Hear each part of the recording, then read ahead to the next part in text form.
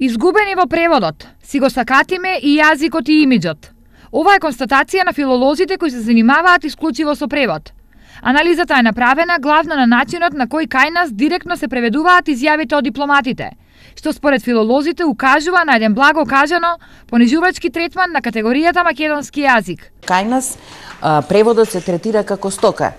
На тендерите кои што се распишуваат или кога се ангажираат преведувачи, главниот и единствен критериум е цената. Не може вие да го најмите еден преведувач или да го ангажирате еден преведувач, исто како што кога купувате сапун, прашок или така натаму, да биде цената таа која што ќе биде главната причина зошто токму тој го земате.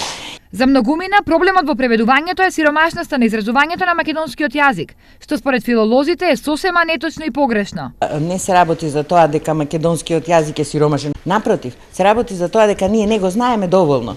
Во преведувањето никој не ве ограничува дека мора да биде тоа литературен збор. Преведувачите години посветуваат да дојдат до одреден термин кој што постои сигурно во македонскиот јазик, но доколку го нема, преведувачот треба да биде слободен и да направи еден збор кој што ќе го одразува тоа. Ова меѓу другото беше кажано на денешната работилница на тема оригиналноста на преводот, почит кон индивидуалноста на авторот и кон јазикот на филолошкиот факултет. Сметаме дека Сдруженијето на преведувачи на Република Македонија е токму она алатка која ни е потребна за да можеме ние практично да ги профилираме нашите идни преведувачи и толкувачи.